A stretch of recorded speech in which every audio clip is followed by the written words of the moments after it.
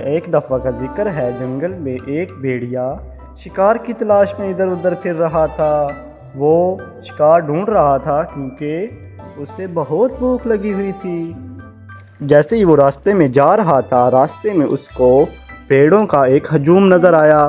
وہ یہ سوچنے لگا کہ وہ چھپ کر ایک جگہ پر رکتا ہے، اور جیسے ہی اس کے پاس کوئی بھیڑ آتی ہے وہ اس کو چپکے سے پکڑ لے گا اور اپنا شکار بنا لے گا اور اپنی بھوک مٹا لے گا۔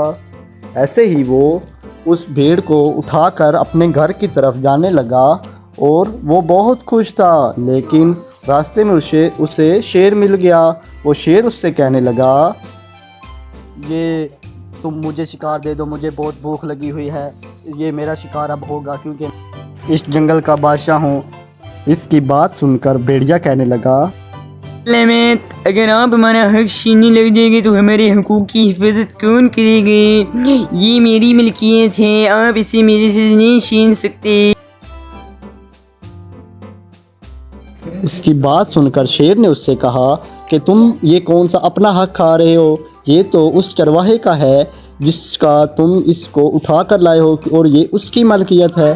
تم نے یہ اس کو جان بوجھ کر اور چوری اٹھایا ہے، تو تم اس کے کیسے حقدار بن سکتے ہو؟ اس پر بھیڑیا بہت شرمندہ ہوا، اور اس نے سوچا کہ میں یہاں سے 9 2 11 ہو جاتا ہوں، کیونکہ شیر بہت غصے میں ہے، یہ مجھے نہ کھا لے۔ اور اس کے بعد شیر اس شکار کو لے کر اپنا شکار اپنے گھر چلا گیا۔ میرے بچوں، اس کا ہمیں ایک لیکی سبق ہے کہ ہمیں کسی کی کوئی چیز چوری نہیں کرنی چاہیے۔